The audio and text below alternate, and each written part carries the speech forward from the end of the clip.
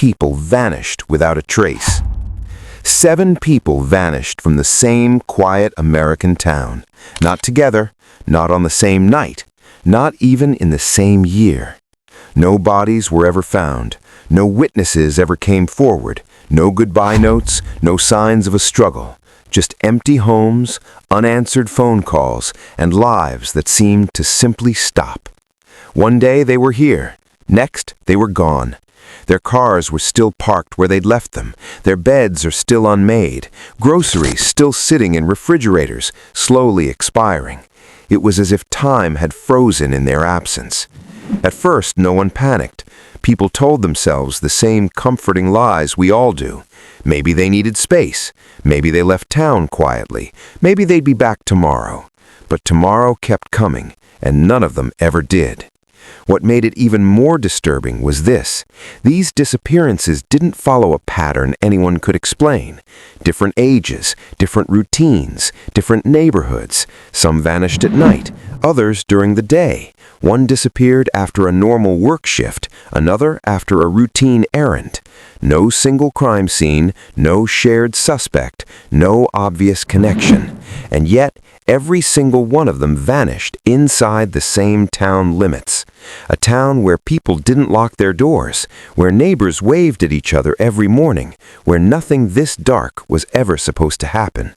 Police searched, volunteers combed the woods, dogs were brought in, tips poured in, and led nowhere.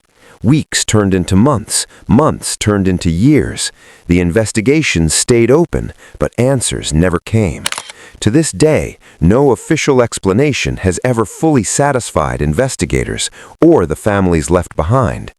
Some believe there's a truth buried so deeply it was never meant to be found. Others believe the town itself is hiding something, whether intentionally or not. And that's what makes this story so unsettling. Because if 7 people can disappear from one small American town without a trace, then the question isn't just what happened to them. The question is, how close could something like this be to happening again? So how does a town this small lose 7 people and never find a single trace? Most true crime stories eventually give you something solid to hold on to. An arrest, a confession, a trial, a name you can point to and say, that's what happened. This story doesn't give you that. There is no final reveal waiting at the end, no single explanation that ties everything together neatly, no moment where the mystery suddenly makes sense. And that's exactly why this case refuses to be forgotten. Because what happened in this town doesn't fit the rules we're used to. This wasn't a sudden tragedy that shocked the community overnight. There was no explosion of crime, no violent incident that made national headlines right away. Instead, it happened quietly, slowly, so quietly that for a long time no one even realized something was wrong. The town itself was unremarkable, the kind of place people passed through without remembering the name. Safe, ordinary, predictable. A place where kids rode their bikes until the streetlights came on, where neighbors borrowed sugar from each other, where the biggest concern most days was the weather or high school football scores. Crime was rare enough to be talked about for weeks when it did happen. And disappearances? Those were things that happened somewhere else, in bigger cities, on the news, not here. What makes this case so disturbing is not just that 7 people vanished, it's how they vanished. Not together, not connected by family or close friendships, not part of the same job, the same routine, or the same social circle. Days, weeks, sometimes years passed between each disappearance. Each one, at first, seemed explainable on its own. Someone might have moved away. Someone else might have needed a break. Another could have left without telling anyone. But as time went on, a quiet realization began to settle over the town. These people weren't coming back. And once that realization took hold, something else became impossible to ignore. Patterns. Subtle at first, easy to dismiss, but unsettling once you saw them. The same unanswered questions, the same lack of evidence, the same dead ends for investigators. 7 separate lives, 7 separate disappearances, and yet somehow the same silence every time. That's when fear began to replace denial, because if people could vanish one by one, without warning, without witnesses, then no one could say for sure who might be next. So ask yourself this: if someone disappeared from your town today, how long would it take before you noticed something was wrong? Before the disappearances, this town was known for almost nothing at all. And that was the point. It was the kind of place people moved to because they wanted life to slow down. A place where days blended together in the most ordinary ways. Mornings started early. School buses rolled through quiet streets before sunrise, headlights cutting through the fog. Parents stood on porches with coffee mugs, waving as their kids climbed aboard. Teachers unlocked classroom doors, expecting nothing more dramatic than pop quizzes and late homework. By mid-morning, the town settled into its rhythm. The diner on Main Street filled with the same faces it saw every day. Regulars sat in the same booths. Orders were placed before menus were even opened. Eggs, black coffee, the daily paper folded neatly beside the plate. Everyone knew everyone, or at least felt like they did. If your car broke down, someone stopped. If you dropped your wallet, it usually found its way back to you. If a stranger showed up, they were noticed, not with suspicion, but curiosity. At night, the town didn't disappear, it just quieted down. The gas station on the edge of town stayed open late, its fluorescent lights buzzing softly in the darkness. Truckers passed through. Teenagers bought snacks. Clerks worked the counter alone without thinking twice. Doors were rarely locked. Cars were left running in driveways. Kids walked home after dark, because nothing bad ever happened here. Serious crime was so rare that when it did occur, it became the topic of conversation for weeks. A stolen bike, a broken window, a dispute that went too far. Disappearances? Those belonged to news stories from somewhere else. Big cities, remote highways, places people talked about with a sense of distance, as if danger needed space to exist. In this town, people trusted routines more than instincts. You trusted that your neighbor would notice if something was wrong. You trusted that police sirens meant help, not fear. You trusted that tomorrow would look exactly like today. And that trust shaped everything. People didn't memorize license plates. They didn't question footsteps outside at night. They didn't keep track of who came and went, because there was no reason to. Looking back now, residents would say there were signs, small things, easy to dismiss, a light left on longer than usual, a car parked and unmoved for days, someone missing from their usual seat at the diner. But at the time, none of it felt urgent, because when nothing bad ever happens, your mind refuses to imagine that something bad could. No one realized this calm would become part of the mystery, that the normal routines, the unlocked doors, the quiet nights would one day raise questions no one knew how to answer.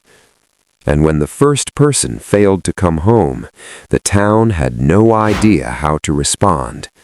Because when nothing bad ever happens, who do you suspect when it finally does?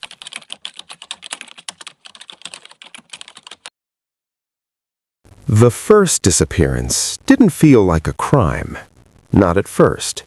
It felt like a delay, an inconvenience, a misunderstanding that would resolve itself by morning. The person who vanished was someone no one worried about. Reliable, predictable. The kind of person whose routine was so consistent it almost blended into the background.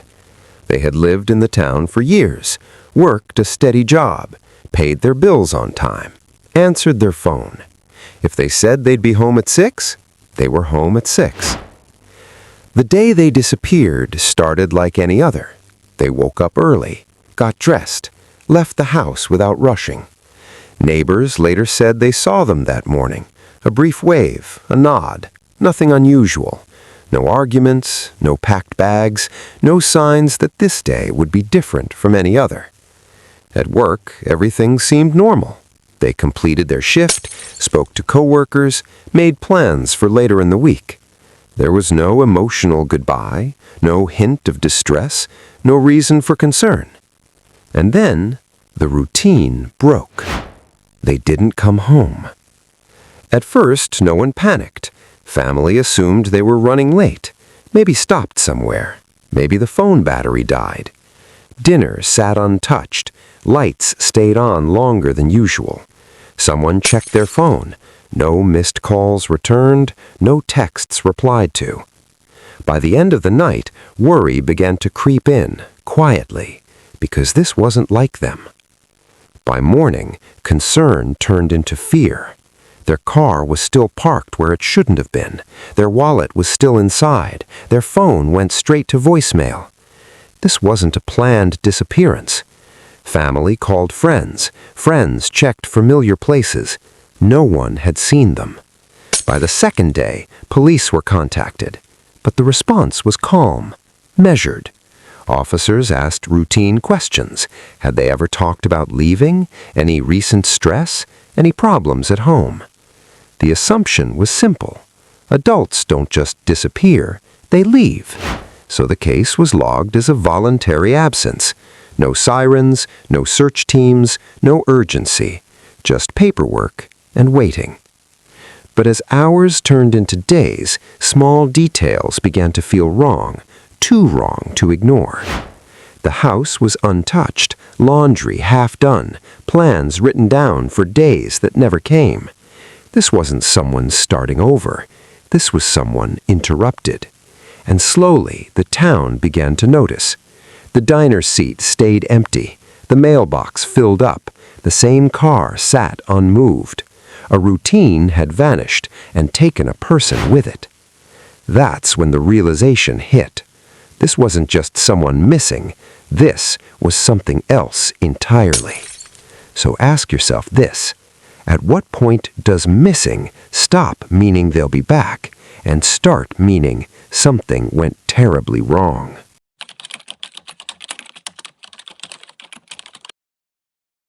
By the time the second person disappeared, the town still hadn't learned how to be afraid.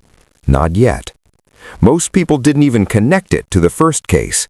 They told themselves it was coincidence, bad luck. Two unrelated stories that just happened to unfold in the same place. The second disappearance looked different on the surface. A different age, a different neighborhood, a different daily routine. This person wasn't known for consistency in the same way as the first. They worked odd hours, kept mostly to themselves, the kind of person who could go a day or two without being noticed. At first, no one thought much of it. Friends assumed they were busy. Family assumed they needed time. Police logged another missing person report. Again, the same questions were asked. Any history of leaving town? Any recent stress? Any reason they might not want to be found? And again, the same conclusion followed. Probably voluntary.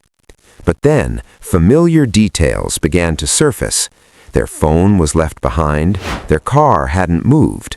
Plans were interrupted mid-routine. Nothing dramatic, nothing loud, just absence. And this time, someone noticed the similarity. Quietly, privately, not enough to alarm anyone, but enough to feel unsettled. Then came the third disappearance, and that's when the tone of the town began to change. The third person vanished under circumstances that felt uncomfortably familiar. They were last seen going about a normal day, no argument, no announcement, no sign of distress.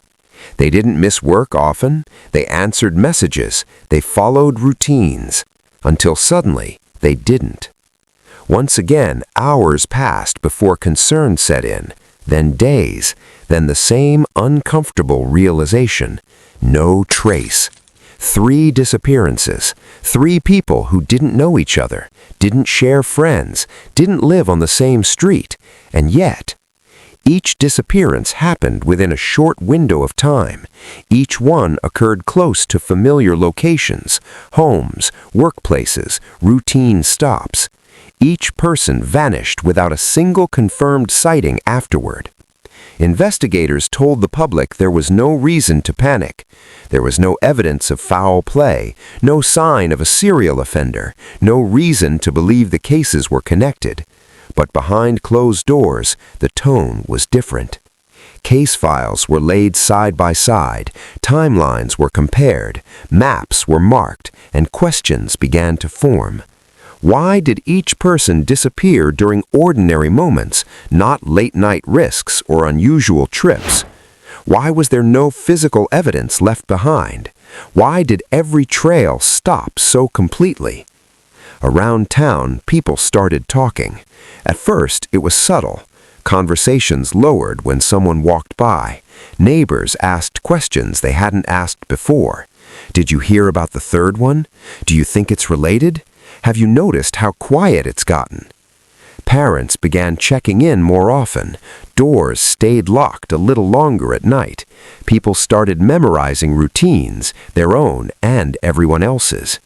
Still, no one said the word out loud. Fear. Because saying it made it real. Police continued to reassure the public. They told residents there was no immediate danger, that disappearances happened for many reasons, that jumping to conclusions would only cause panic. But patterns became harder to ignore.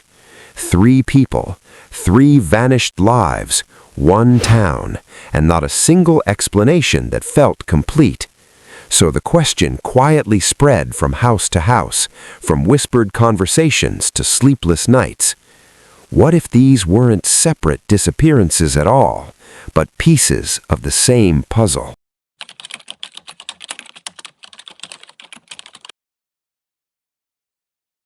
The 4th disappearance didn't wait for nightfall. It didn't happen behind closed doors. It didn't unfold in isolation. It happened while the town was awake.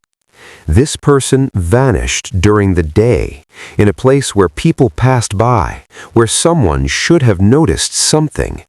That single detail changed everything. The 4th missing person was known in the community. Not famous, not prominent, but familiar. Someone you'd recognize in passing. Someone who blended into the background of daily life. They left home that morning with a clear plan, errands to run, places to stop, a timeline that made sense. They were seen multiple times. A clerk remembered them checking out. A neighbor recalled a brief exchange. A security camera captured them walking past, unhurried and alone. And then, nothing.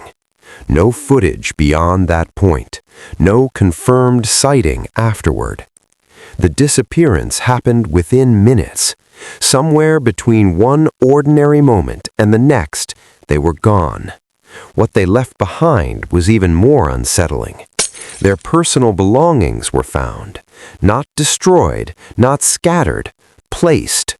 A bag near a bench, keys on the ground, an item they wouldn't have willingly abandoned. Something tangible investigators could touch, and yet it meant nothing. There were no fingerprints that didn't belong, no signs of a struggle, no trail to follow. It was evidence without answers. This time, police couldn't dismiss it. This wasn't someone quietly walking away from their life. This was someone interrupted. Search teams were deployed within hours. Canine units combed nearby areas. Traffic cameras were reviewed frame by frame. Witnesses were questioned repeatedly. Did you see anything unusual? Anyone out of place? Any sound? Any movement? The answers were always the same. No. As word spread, something shifted in the town's atmosphere. Fear was no longer whispered, it was spoken out loud. Parents kept children home, stores closed early, people stopped walking alone, even in daylight. And this time, the media arrived. News vans lined the streets, cameras pointed at quiet intersections. Reporters stood where nothing had happened, trying to explain everything. Headlines asked questions no one could answer. How does a person vanish in public? Is there a danger no one can see? Are these cases connected? Police held press conferences. They urged calm. They promised progress. They avoided speculation. But urgency replaced reassurance, because 4 disappearances were no longer coincidence. They were a pattern. And this one proved something terrifying. Whoever or whatever was behind these vanishings didn't need darkness, didn't need isolation, didn't need time. They could take someone in plain sight and leave nothing behind. So ask yourself this: if someone can vanish while the world is watching, are any of us ever truly safe? By the time the 5th person disappeared, the town no longer needed reassurance. It had already learned how to be afraid. The 5th disappearance didn't shock anyone the way the 4th had. It confirmed something people were already thinking but didn't want to say. This was still happening. The 5th person vanished quietly. No witnesses, no daylight exposure, no abandoned belongings in public view. Just a routine that stopped midstream. A missed pickup, an unanswered phone, a door that stayed locked from the inside. Searches began almost immediately, not because police were certain a crime had occurred, but because residents demanded it. Neighbors organized their own search groups before authorities arrived. Flashlights cut through backyards. Names were called into the dark. Nothing answered back. The town changed overnight.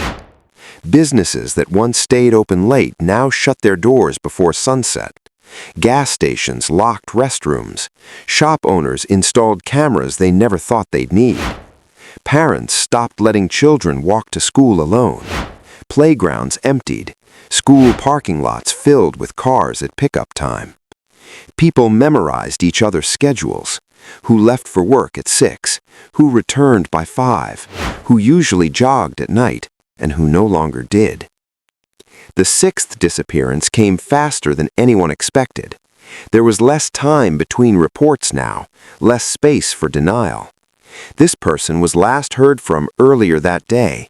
A normal conversation, a casual plan, then silence. Police treated it as urgent because they had no choice. By this point, outside agencies were brought in. State investigators reviewed timelines. Specialized units analyzed behavioral patterns. Resources increased. Answers did not. Files were stacked. Maps were redrawn. Theories were tested and abandoned. Nothing connected cleanly. And then the 7th person vanished. The moment the number changed from 6 to 7, something broke.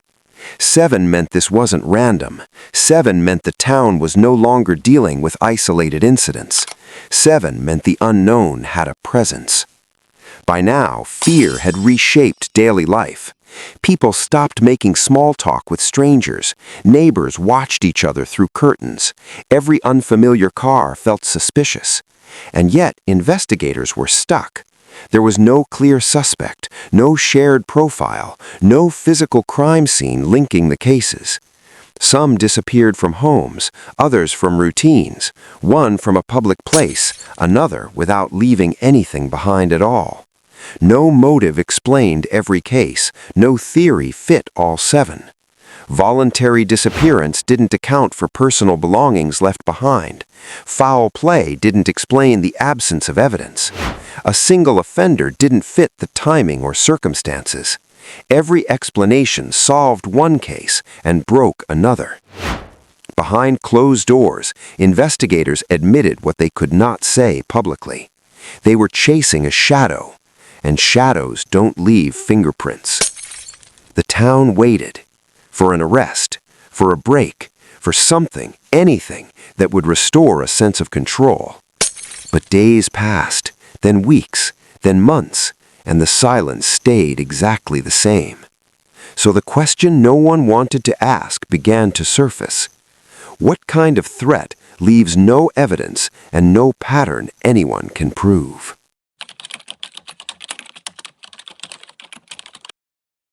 By now, the town had been changed forever. 7 disappearances, no answers, no justice, no closure. And the questions were endless. Who or what could have done this? Where did the missing go? Why did no evidence remain? Investigators, reporters, and townspeople alike began to speculate. Some suggested the simplest explanation first: voluntary disappearances. Perhaps 1 or 2 have left of their own accord, a desire to escape, a secret life, a new beginning somewhere else.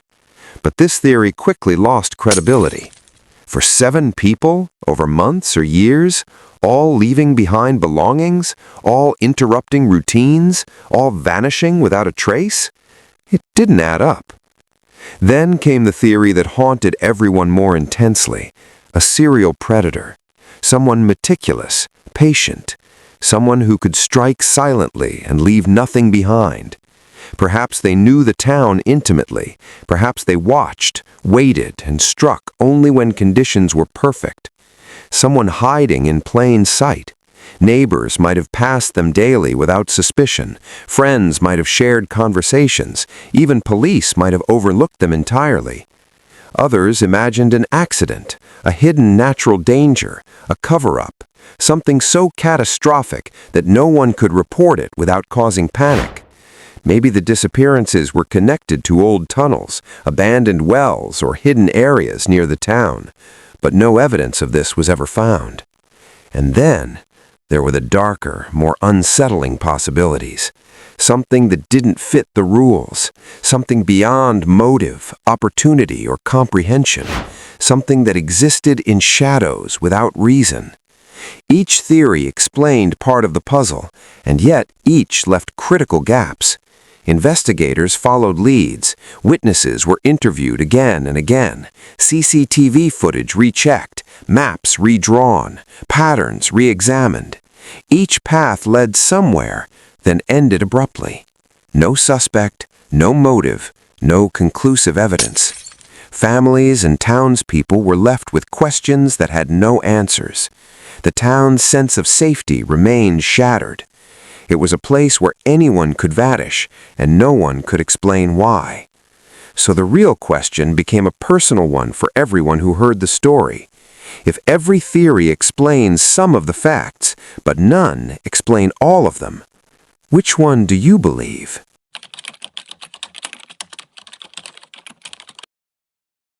The town waits, not for answers, not for closure, but for the faintest whisper of understanding.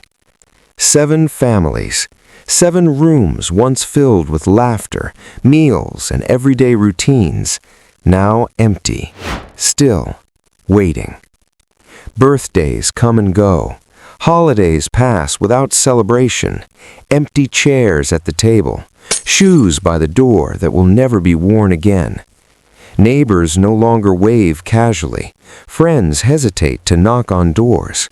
The streets remain quiet, not from peace, but from caution and fear.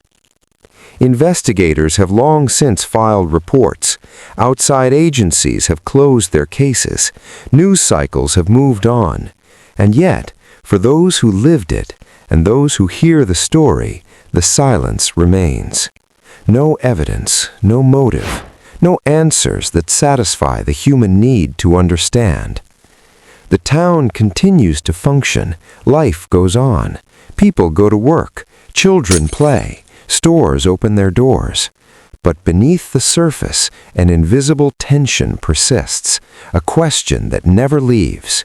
Why? How? Who? And for every resident, every friend, every family member, the question is the same. The most frightening part isn't that 7 people vanished, it's that no one ever proved why. And maybe that's the part of the story that stays with you the longest. A quiet town, ordinary on the surface, with a mystery that refuses to leave. So tonight, as you close your door, lock your windows, or glance out the street, remember this: the unknown is not always hidden. Sometimes it walks in plain sight, and sometimes it leaves nothing behind except questions. As the story comes to a close, the questions linger. The town may have moved on, or perhaps it never fully did. The families may continue to hope. The mystery remains unsolved. And that's why stories like this matter. Not for fear, not for shock, but for remembrance, for reflection, for learning. If this story stayed with you, if the silence haunted you, if the faces of those who vanished remain in your mind, consider subscribing for more true crime stories that deserve to be remembered. Share your thoughts below. What do you think really happened in this town? Which theory resonates with you, and why? Every comment adds to the conversation, every view keeps the story alive, and every share reminds the world that these disappearances, these lives, are not forgotten. Because sometimes the most important stories are the ones that leave us with questions and nothing else.